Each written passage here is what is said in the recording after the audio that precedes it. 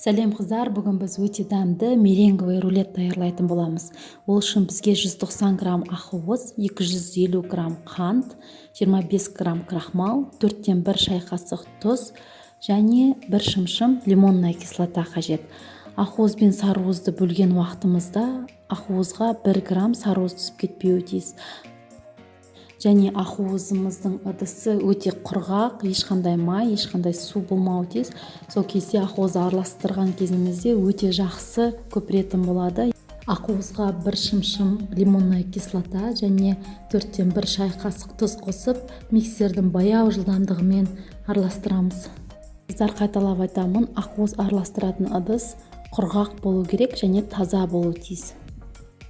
Ақуызымыз ақырындап көпіруі тиіс. Осы кезде қантты бірнеше бөлікке бөліп отырып саламыз. Яғни бірінші бөлігін саламыз, одан кейін миксермен жақсылап араластырамыз. Содан соң екінші бөлігін саламыз, қайтадан миксермен араластырамыз. Содан соң үшінші бөлігін саламыз, қайта миксермен араластырамыз. Үш бөлікке, бірнеше бөлікке бөліп отырып саласыздар. Ақуызымыз, яғни меренга әппақ болып көпіргенше өте жақсылап араластырамыз. Басында баяу жылдамдықпен бастасақ, кейін жылдамдығын көбейтеміз. Содан соң миксеріміздің басын алған уақытта ол меренга миксердің басында қатып тұруы тиіс. Сол кезде ғана біз өзіміздің ақуызымыз дайын болғанын түсінеміз. Және ыдысымызды төңкерген уақытта ол ақуызымыз ешқайда ағып кетпеуі тиіс. Яғни орысша айтқанда до плотных пиков. Енді осы дайын болған меренгамызға 25 грамм кукурузный крахмал қосамыз. Сосын миксермен ақырындап қана баяу жылдамдықта араластырамыз.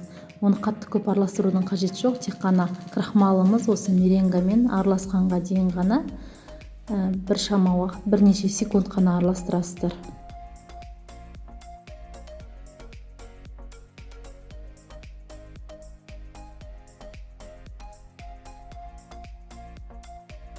Осымен біздің қоймалжың меренгамыз дайын болады. Оны лопаткамен бірнеше рет араластырып қойсаңыздар болады.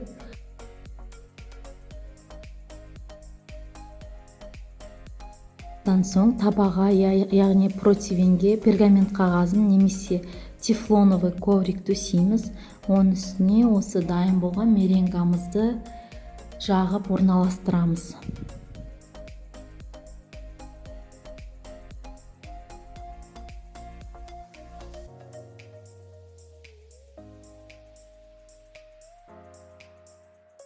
Негізі выпечка пісірген уақытта тефлоновый коврик қолданған өте ыңғайлы. Оны жуып бірнеше рет, көп рет многоразовый оны қолдана бересіздер, жуып қолдана бересіздер. Ол ешқандай выпечка пісірген уақытта оны асты жабысып қалмайды. Видеода көрсетілгендей етіп бір кетіп жағып шығасыздар. Айналасына 1-1,5 сантиметр қалдырсаңыздар болады. Өйткені меренга өте жақсы көтеріледі, айналасы жабысып қалуы мүмкін. Дайын болған меренганың бетіне фисташковый лепестки салып, сіздер сәндеп қойсаңыздар болады. Оны арахис сепсеңіздер де болады, барлығы өз қалауларыңызға байланысты. Содан соң 150 градуста қызып тұрған пеште 30 минут пісіреміз. Дайын болғанға дейін салмасын даярлаймыз. Ең бірінші конфитюр даярлаймыз. Оған бізге 100 грамм малина немесе клубника керек. Оны блендермен жақсылап араластырып алып, пюре жасап аламыз. Дайын болған пюремізге 1 шай қасық крахмал және 1 шай қасық қант қосамыз. Оны жақсылап араластырамыз да баяу отқа қоямыз.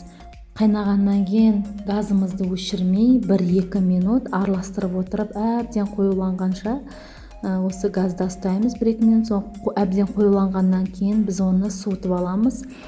Суытқаннан соң оны кондитерлік мешокқа конфитюрді салып, аузын жауып, оны холодильникке меренговый рулетімізді жинаған уақытқа дейін салып қоямыз. Ол уақытқа дейін осы конфитюріміз кішкене қоюланып тұрады. Крем даярлаймыз. Ол үшін бізге 150 грамм творожный сыр, 100 грамм сливки 33% және 20 грамм сахарная пудра қажет. Творожный сырға 20 грамм сахарная пудраны қосып, жақсылап әбден жұмсарғанға дейін араластырамыз. Біздің меренгамыз өте тәтті болғандықтан біз кремге тек қана 20 грамм ғана сахарная пудра қолданамыз. Сахарная пудра мен творожный сыр әбден араласқан уақытта біз оған сливкиді қосып, тағы да жақсылап әбден араластырамыз. Осы кремге қалауыңызша фисташковая мука немесе фисташковая паста, ванильный экстракцият қоссаңыздар болады, қоспасаңыздар да болады, барлығы өз қалауыңызға байланысты. Осыны кремді жақсылап араластырамыз.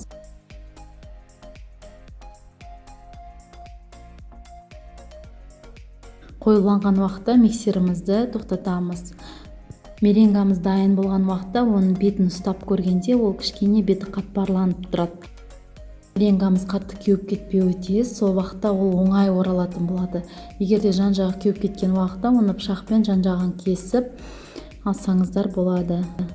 Меренгамызды суыту үшін оның бетіне пергамент қағазын төсеп, оның үстіне сетка қойып, аударамыз да, сосын бетіндегі противеньді алып тастаймыз. Осы сетканың үстінде меренгамызды суытамыз.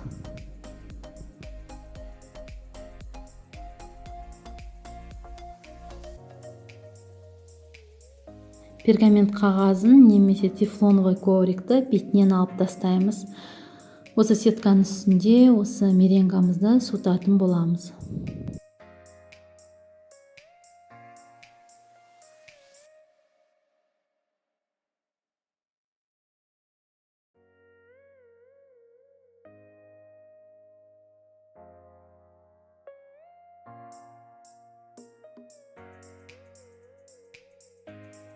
Меренгамыз суығаннан соң оның бетіне кремімізді жағып шығамыз.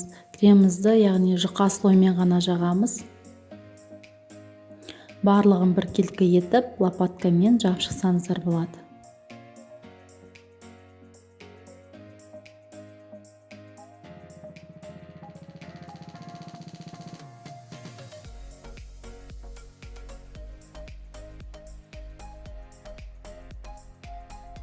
Кремді әбден жағып болған соң, конфитюрді холодильниктен шығарып, оны ұзынша етіп, видеода көрсетілгендей етіп жағып шығамыз ішіне. Бұған сіздер свежий ягоды қоссаңыздар да болады, немесе осындай конфитюр жасап қоссаңыздар да болады. Оның барлығы сіздердің өздеріңіздің еріктеріңізде, сіздердің фантазияларыңызға байланысты.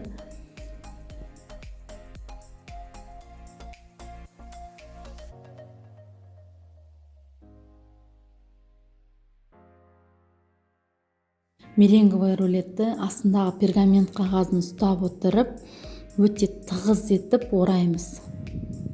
Меренга кеуіп кетпеген жағдайда ол өте оңайлықпен оралады негізінен.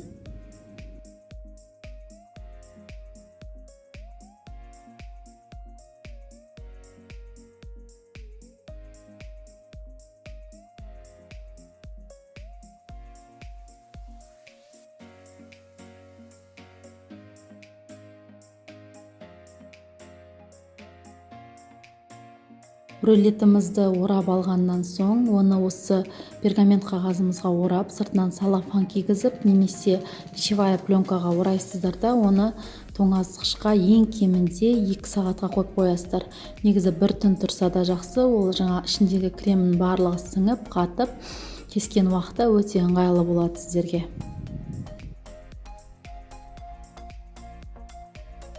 Меренговый рулетімізді холодильниктен шығарып, оны кесіп, дастарханға ұсынсаңыздар болады. Бұл десерт өте жеңіл болып шығады. Жеген уақытта аузыңызда прям балқиды. Тает во рту, одним словом. Сіздерге міндетті түрде жасап көруге кеңес беремін. Ас болсын сіздерге.